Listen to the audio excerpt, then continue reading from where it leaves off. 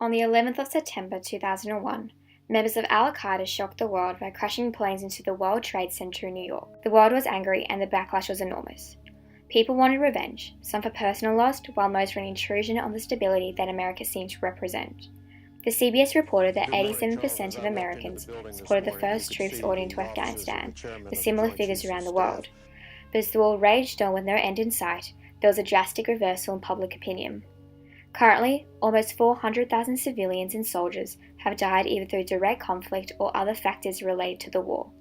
And yet, despite all these statistics stacked against it, we still continue to fight and have little to show for it.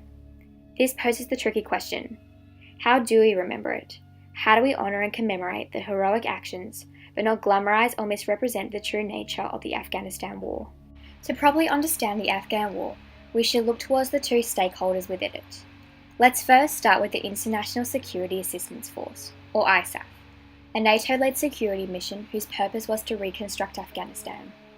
Around 140,000 international troops at its peak were sent to complete this hard mission, and so understandably their perspective is important in determining how the Afghan war should be remembered.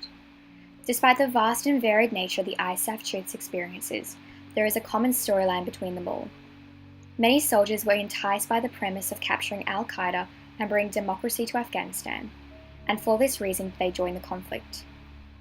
But following this, so may mention the disillusion, if only slight, that came with the prolonged myriad of flaws in the operation. We can see a glimpse of this in a journal article penned by Danish trooper Robert Belden. In it he says, operations during the first half of the decade were often marked by numerous missteps and challenges. This was due to reasons such as ISAF's complicated command structure, unrealistic expectations, and unclear political guidelines regarding the end state. ISAF's lessons learned have been purchased at a high cost. More than 3,200 coalition troops have died serving Afghanistan. Another testimony that gives us a similar perspective is from an ISAF soldier who wished to remain anonymous, who said, "They told us we were going to fight the Taliban, but as it turns out, there is no way to know who is the Taliban or what they look like. There is no enemy and no goal. The people don't even understand who you are and why you are here." Both these two perspectives are extremely useful to consider in the way that we should remember the war, as they show us an accurate depiction from an ISAF perspective.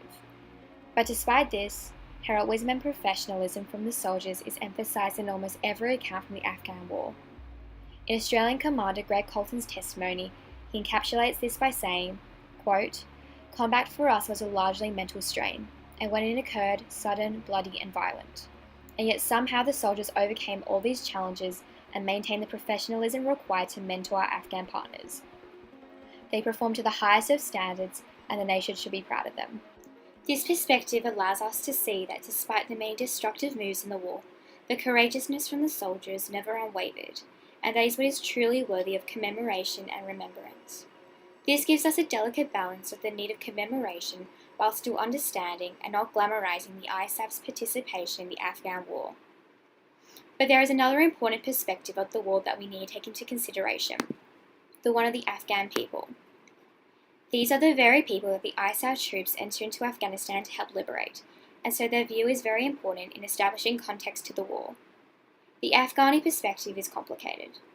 Many see the USA as a catalyst for the new modern age of stability and relative economic prosperity. Since 2001, $3 billion has been invested into road construction, the number of girls in school has tripled, and the GDP has gone from $5 billion to $20 billion. But all these accomplishments have come at a high civilian casualty cost, and many have come to resent the constant fighting that they have come to represent. It is not surprising considering that 16% of all civilian casualties are directly from the ISAF troops. Now, the United States has once again used drones to strike Afghanistan, with even more from pro-government militia.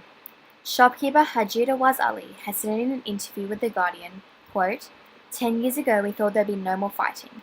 We were happy. Now the fighting still continues. Will it ever stop? Only God knows. Is it better or worse? It's the same. This resentment is further exacerbated by the fact that a reported 92% of the population do not fully understand why the coalition has invaded. Marie MacDonald, president of the International Council on Security and Development, has said on the issue that nobody has actually bothered to explain to the Afghans why British and US soldiers are here. She has said, quote, "There is a vacuum and has been filled with al-Qaeda and Taliban propaganda claiming we are here to destroy Islam. We are able to see this from an Afghani perspective by political analyst Najib Mamalai, who said, quote, "The foreigners absolutely did not communicate. They only spoke with bombs and guns." All these factors play together to make the Afghani perspective assorted and complicated in nature, and even more crucial in the remembrance of the war. A final detail that should influence our decision are the UN's comments on the war. The UN's perspective is an appropriate precedent to render our own remembrance to. The UN were the very people who authorised the coalition invasion into Afghanistan in 2001. But recently, there has been an increasing effort to make peace with the Taliban. UN Secretary General Antonio Guterres has previously said that there was no military solution to the war, and that peace is the solution for the problem. This is able to show us that even the UN itself has resorted to negotiations with the view that the war is causing too much suffering. Which brings us back to our original question: how should it be remembered? After consideration of the stakeholders, I believe that while the coalition invasion doesn't equate to the suffering caused by the Taliban, the war is increasingly hard to justify, as the lack of a realistic objective and strategy from the ISAF perspective has made the war drag on for years.